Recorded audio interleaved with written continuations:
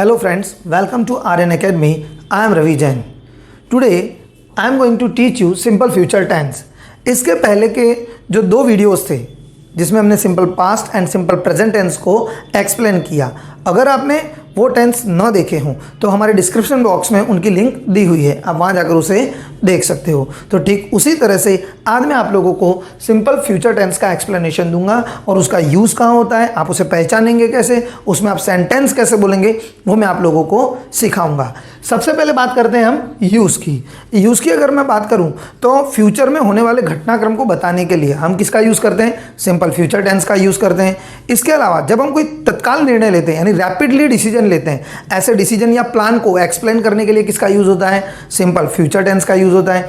इसके अलावा अगर देखा जाए तो हमारा विल पावर बताने के लिए, हमारी विलिंगनेस बताने के लिए भी हम किसका यूज़ करते हैं, सिंपल फ्यूचर टेंस का यूज़ करते हैं। अगर इनके यूज़ के अकॉर्डिंग मैं आप लोगों को एग्जांपल दूं तो अगर मैं बोलूं कि फ्यूचर में होने वाले डिसीजन, फ्यूचर में होने वाली घटनाएं, जैसे कि मैं कल मुंबई जाऊंगा, तो यहाँ पर क्या है, मैं अभी मुंबई गया नहीं हूँ पर नेक्स्ट डे जाने वाला हूँ। उसके अलावा अगर मैं बताऊँ we use simple future tense, there is no plan और decision to do something before we speak, यानी बोलने से पहले हम डिसीजन ले चुके हों। जैसे कि मान लीजिए मेरा कोई फ्रेंड मेरे साथ खड़ा है और वो जा रहा है और वो मुझसे कुछ बोले कि भाई तू कब आएगा, क्या करेगा, तो मैं बोलूँगा मैं कॉल करूँगा, यानी यहाँ पे ये बात बोलने के लिए मैंने कोई डिसीजन और प्लान नहीं बनाया है। Even to show will power, मान लीजिए कि आपने मुझे कहा कि यार मुझे घूमने के लिए कल ताजमहल देखने जाना है, तो मैं तुरंत बोलूँगा मैं भी चलूँगा, यानी कि ये क्या है, मैंने मेरा विल पावर बताया, मेरी चाहत आपको बताई। तो इस तरह से आप सिंपल फ्यूचर टेंस का यूज़ भविष्य में होने वाली घटनाएं मीन्स के फ्यूचर में होने वाले इवेंट बताने के लिए, इवन कोई प्लान ना हो, कोई डिसीजन ना लिया हो और तुरंत वो काम करना हो और सामने वाले को कुछ बोलना हो, तब आप ये यूज़ करोगे और अपना विल पावर बताने के लिए आप ये चीज़ यूज़ करोगे। यूज़ देखने के बाद अब हम बात करेंगे इसकी पहचान यानी इसकी identity.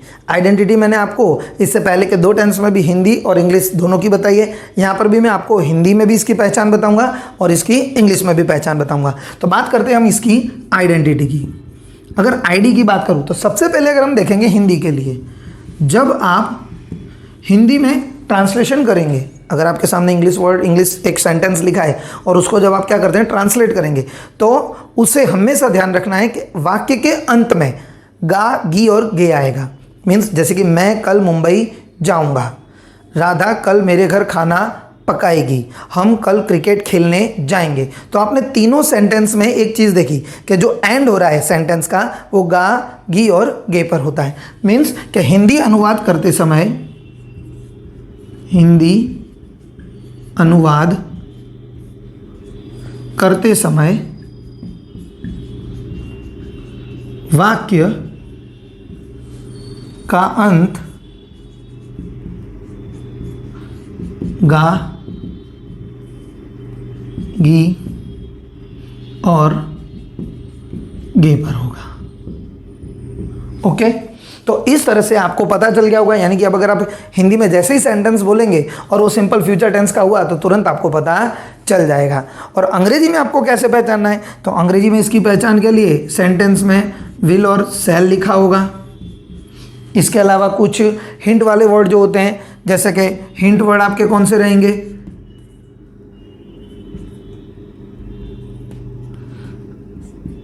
In future, tomorrow, next day. Okay, फिर नेक्स्ट के बाद नेक्स्ट ईयर, नेक्स्ट मंथ।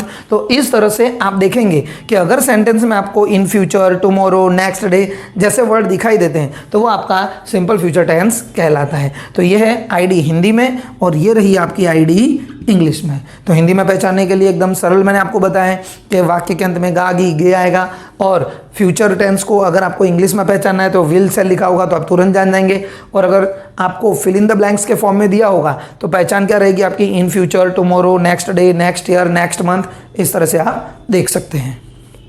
अब हम सेंटेंस फॉर्मेशन की बात करेंगे।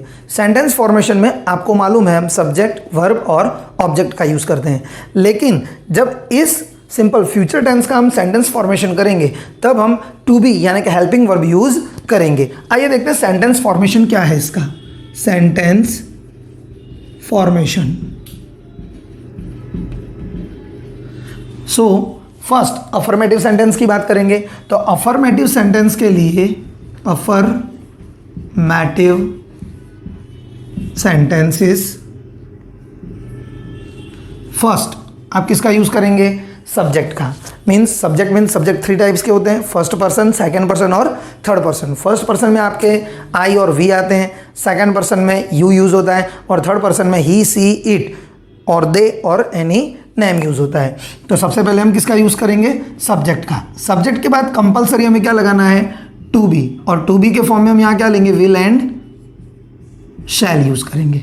ओके, शैल आई और वी के साथ यूज करना है और विल अदर के साथ यूज करना है। इसके बाद वर्ब का फर्स्ट फॉर्म यानी कि रूट फॉर्म। कौन सा फॉर्म आएगा? वर्ब का रूट फॉर्म आएगा। और लास्ट में आपका ऑब्जेक्ट प्लस अदर वर्ड जो भी आप लिखते हैं। तो इस तरह से आप क्या करेंगे? सिंपल फ्यूचर टेंस का सेंटेंस बनाएंगे। अब हिंदी में भी आपको पता चल गया है और इंग्लिश में भी बनाना आपके लिए बहुत ईजी रहेगा। देखिए एक एग्जाम्पल देखते हैं कि जैसे मैं कल आपके घर आऊँगा। मैं कल आपके घर आऊँगा।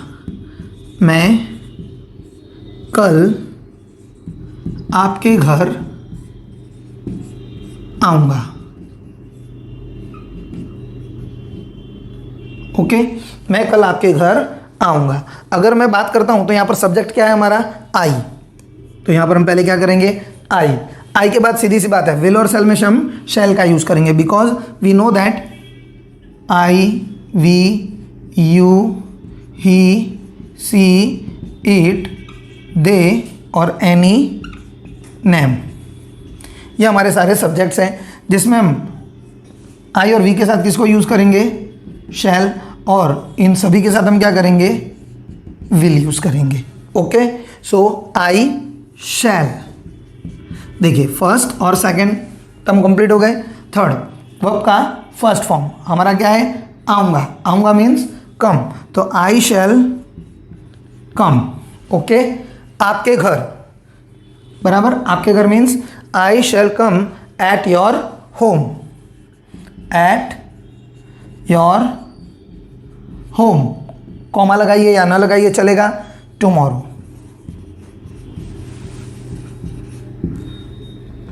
Okay, so I shall come at your home tomorrow. Clear? तो मैं कल आपके घर आऊँगा। मैं आपको कल कॉल करूँगा। मैं आपको कल कॉल करूँगा। So simple that I will call you tomorrow. अब आप सोच रहे होंगे सर आपने तो आई के साथ क्या यूज़ करते हैं? हम शैल यूज़ करते हैं बताएं। तो अगर मान लीजिए मैंने आपको बताया था कि जब कोई डिसीजन आप रैपिडली लेते हैं, जब कोई डिसीजन आप रैपिडली लेते हैं तब भी आप आई के साथ विल का यूज़ कर सकते हैं। यहाँ पर I will call you tomorrow. I will call you tomorrow, मैं आपको कॉल करूँगा। ये बात आपने सामने वाले से कब कही होगी? आपने तुरंत डिसीजन लिया है, तो आई के साथ आप विल भी यूज़ कर सकते हैं। इसके अलावा अगर देखें कुछ और एग्जांपल्स, जैसे कि नेहा रोहन के लिए खाना पकाएगी, तो हमारे यहाँ पर सब्जेक्ट क्या है? नेहा। तो नेहा। ओके, नेहा के साथ क्या आएगा? विल। तो नेहा विल। अब प्रिपेयर है, मैक है और कुक है, लेकिन यहाँ पर खाना बनाने की बात हो रही है तो हम क्या यूज़ करेंगे? कुक। तो नेहा विल कुक। अब खाना बनाने की बात है तो फूड। तो नेहा विल कुक फूड। अब किसके लिए बना रही है वो? रोहन के लिए। तो क्या लिखेंगे? फॉर रोहन। ओके, नेहा जो है वो रोहन के लिए कल खाना बनाएगी, तो कल रह गया है हमारा, तो टुमारो।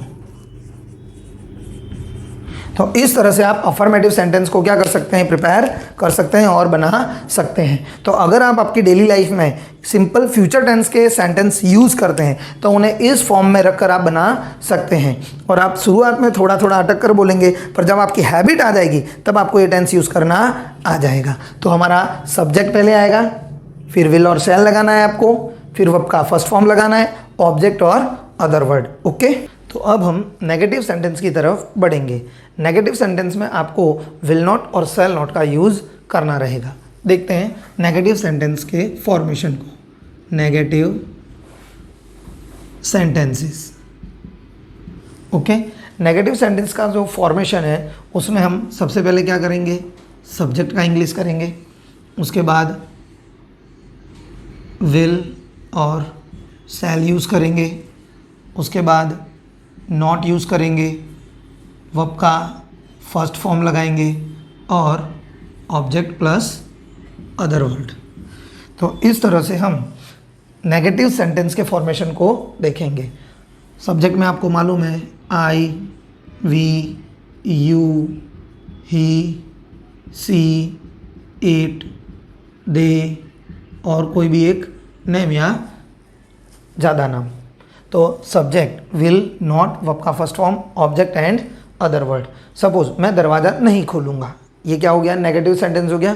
तो हमारा सेंटेंस है मैं दरवाज़ा नहीं खोलूँगा, तो यहाँ पर हमारा सब्जेक्ट क्या लेंगे हम, आई।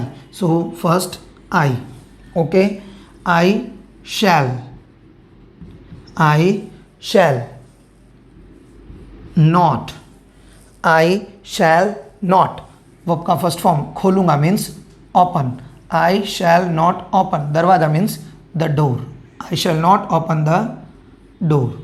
ओके, यहाँ पर आप विल का भी यूज़ कर सकते हैं क्योंकि दरवाज़ा न खोलने का जो डिसीजन होता है वो आप रैपिडली लेते हैं, तो आप इसे I will not open the door भी लिख सकते हैं। मैंने आपको बताया था कि जब कोई विशेष हो, आपकी कोई इच्छा हो या कोई रैपिडली डिसीजन लेते हैं तब हम क्या कर सकते हैं, विल का यूज़ कर सकते हैं। इसके अलावा जैसे जॉन स्कूल नहीं जाएगा तो John will not, okay, John will not go to school.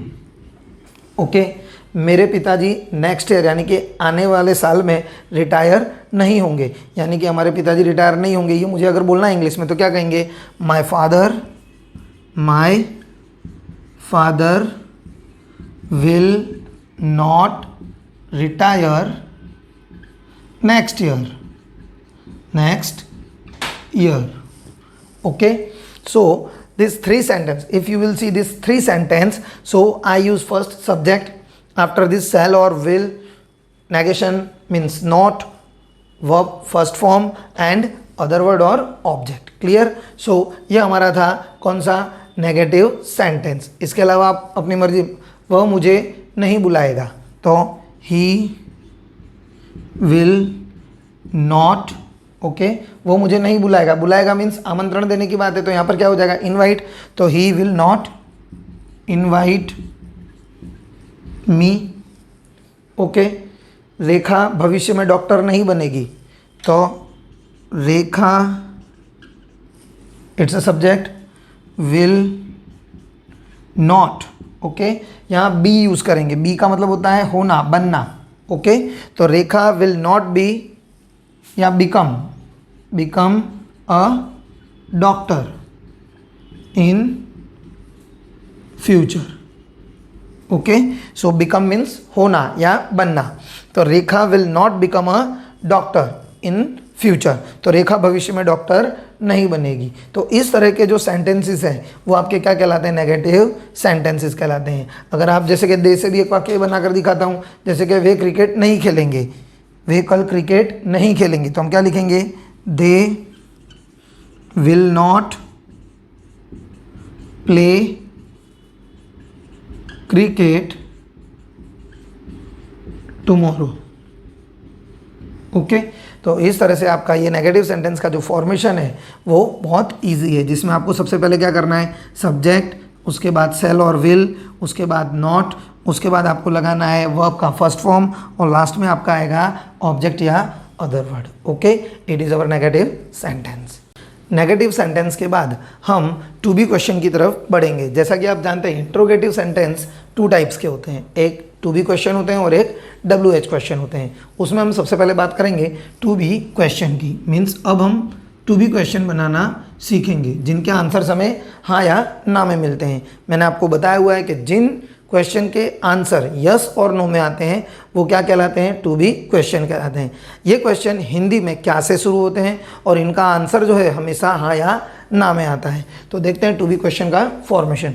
सबसे पहले हम टू बी यूज़ करेंगे, टू बी मीन्स विल और शैल यूज़ करेंगे।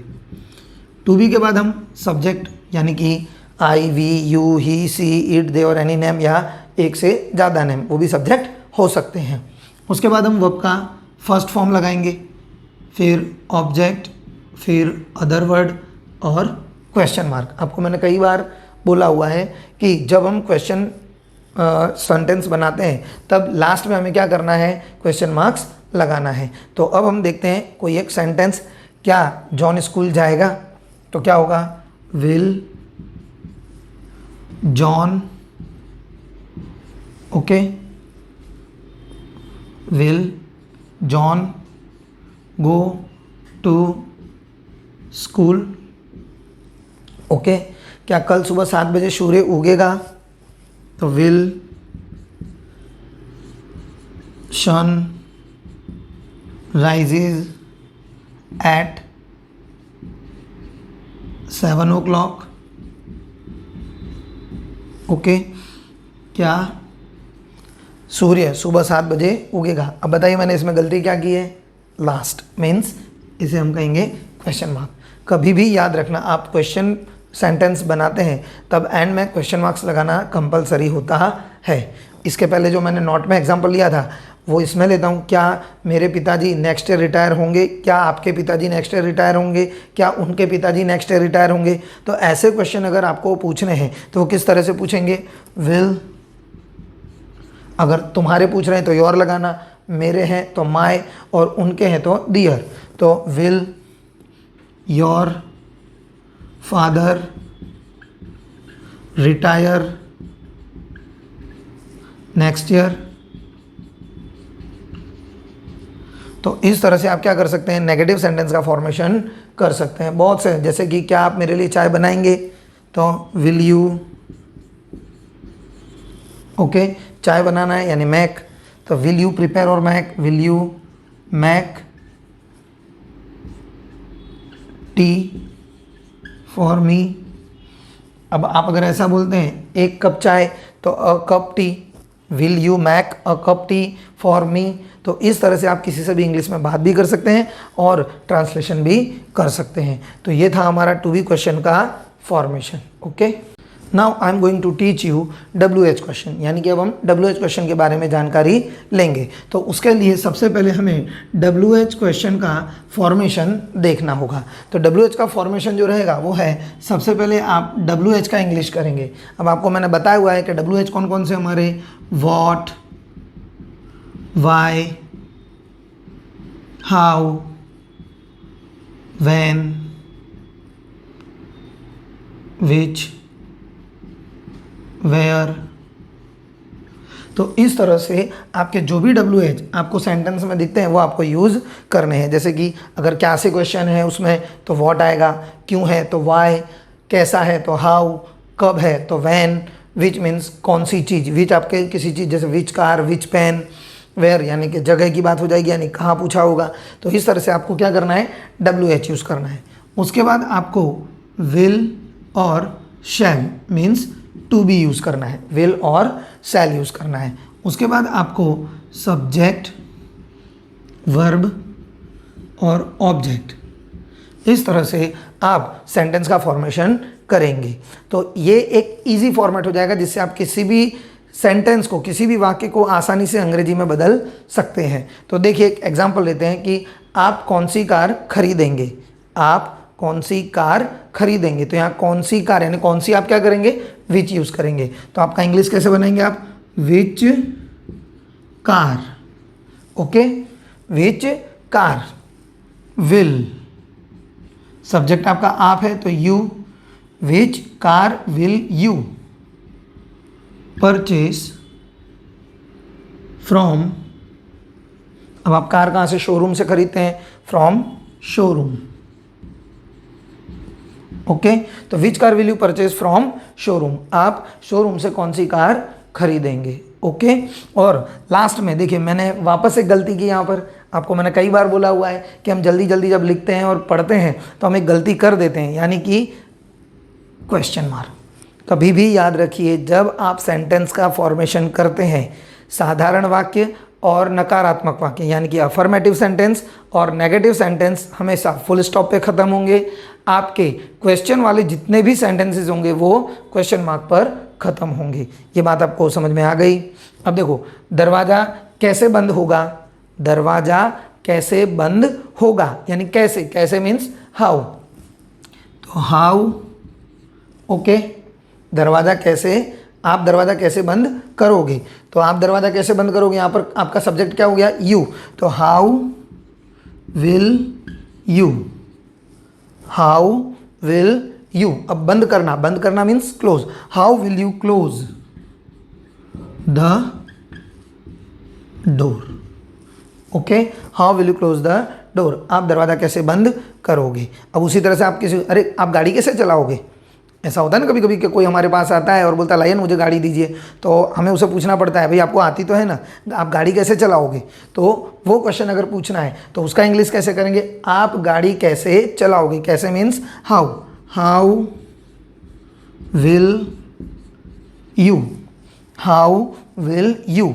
यहाँ पे गाड़ी चलानी है यानी ड्राइव करनी है, तो how will you drive a car on the road, on the, in the street, what ever. तो इस तरह से आप इंग्लिश कर सकते हैं। जैसे कि आप राम के घर कब जाओगे, आप राम के घर कब जाओगे।